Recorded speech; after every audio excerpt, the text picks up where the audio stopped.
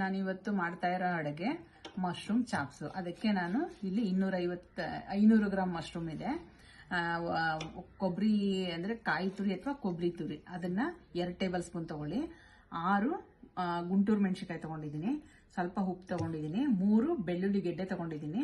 1 table spoon ಮೆಣಸು ತಗೊಂಡಿದ್ದೀನಿ. 1 ಹಿಡಿಯಷ್ಟು ಕೊತ್ತಂಬರಿ ಸೊಪ್ಪು ತಗೊಂಡಿದ್ದೀನಿ.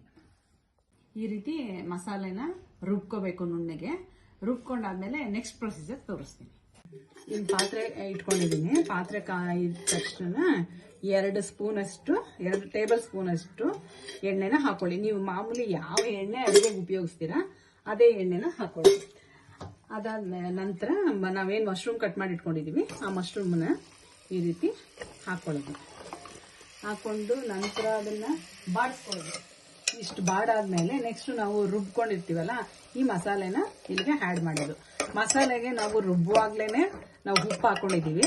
ಮತ್ತೆ ಬೇಯುವಾಗ ಸ್ವಲ್ಪ ಅದನ್ನ ಟೇಸ್ಟ್ ನೋಡ್ಬಿಟ್ಟು ನಿಮ್ಗೆ ಎಷ್ಟು ಬೇಕು ಅಷ್ಟು ಉಪ್ಪನ್ನ ನೀವು ಹಾಕೊಳ್ಳಿ. ಈಗ ನೆಕ್ಸ್ಟ್ ನಾನು ಅದಕ್ಕೆ ನೀರು ಹಾಕ್ತಾ ಇದ್ದೀನಿ. ಯಾಕೆಂದ್ರೆ ಗೊಜ್ಜು ನಮ್ಗೆ ಎಷ್ಟು ಬೇಕು ಅಷ್ಟು ಗಟ್ಟಿನೂ ಇರಬಾರ್ದು, ತೀರಾ ತೆಳ್ಳೆನೂ ಇರಬಾರ್ದು. ಮತ್ತೆ ಅದು ಚೆನ್ನಾಗೂ ಇರಬೇಕು. ಚಪಾತಿ ಅನ್ನಕ್ಕೂ ತಿನ್ಬೋದು, ಪಲಾವ್ ಜೊತೆನೂ ತಿನ್ಬೋದು. ನೀವು ಕಾಂಬಿನೇಷನ್ ಯಾವ್ದು ಬೇಕಾದ್ರೂ ಮಾಡ್ಕೋಬಹುದು. ಅನ್ನ, ಚಪಾತಿ, ಪಲಾವು ಮತ್ತೆ ಇದು ರೊಟ್ಟಿ, ಈ ತರ ಯಾವ್ದಕ್ಕೆ ಬೇಕಾದ್ರೂ ಕಾಂಬಿನೇಷನ್ ಮಾಡ್ಕೋಬಹುದು. ಮಾಡಾದ್ಮೇಲೆ ಈ ರೀತಿ ಇರುತ್ತೆ. ಅದನ್ನ ನೀವು ಇನ್ನೂ ಗಟ್ಟಿಗೆ ಬೇಕು ಅಂತಂದ್ರೆ ಸ್ವಲ್ಪ ನೀರು ಕಮ್ಮಿ ಹಾಕೊಳ್ಳಿ. ತುಂಬಾ ಟೇಸ್ಟಿಯಾಗಿರುತ್ತೆ. ಅನ್ನ, ಚಪಾತಿ, ರೊಟ್ಟಿ ಯಾವುದಕ್ಕೆ ಬೇಕಾದ್ರೂ ನೀವು ಕಾಂಬಿನೇಷನ್ ಅಲ್ಲಿ ತಿನ್ಬಹುದು. ತುಂಬಾ ರುಚಿಯಾಗಿರುತ್ತೆ.